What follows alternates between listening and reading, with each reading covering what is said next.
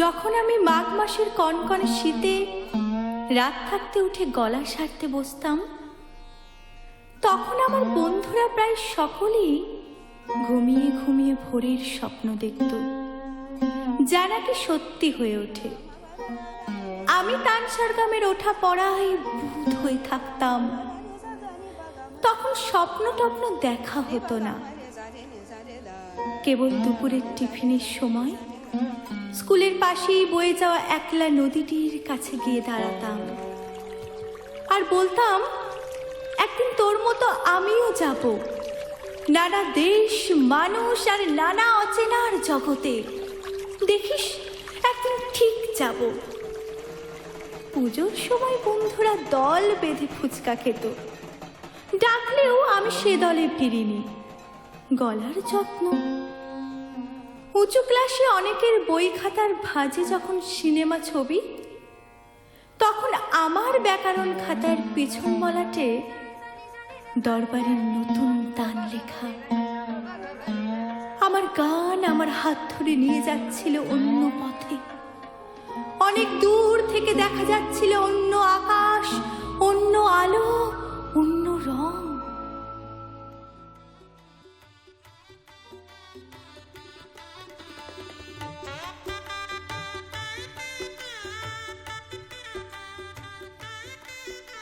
কোন দেখা এক অপূর্ব আলোর বিকেলে আমার বিয়ে হয়ে গেল। সানাই, রঙিন বেনারসি, রজনীগন্ধা।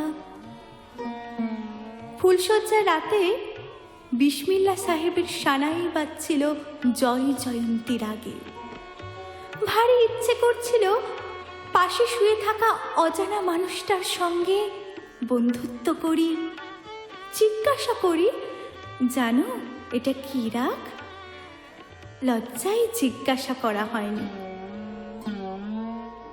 অনেক দিন পর যখন গান আমার হাত ছেড়ে দিয়ে একা ফেলে চলে গেছে দূরে, তখন মানুষটি বলেছিল একদিন, তুমি খুব ভালো গান গাইতে পারতে, গাও না কেন? আমি উত্তর দিইনি। বিছানায় ঘুমিয়ে থাকা নিষ্পাপ এক শিশুর মুখের দিকে তাকিয়েছিলাম অপলক। আমাদের মেয়েকে গান শেখাবো বড় হলে, কেমন? আমি চিৎকার করে উঠলাম, না!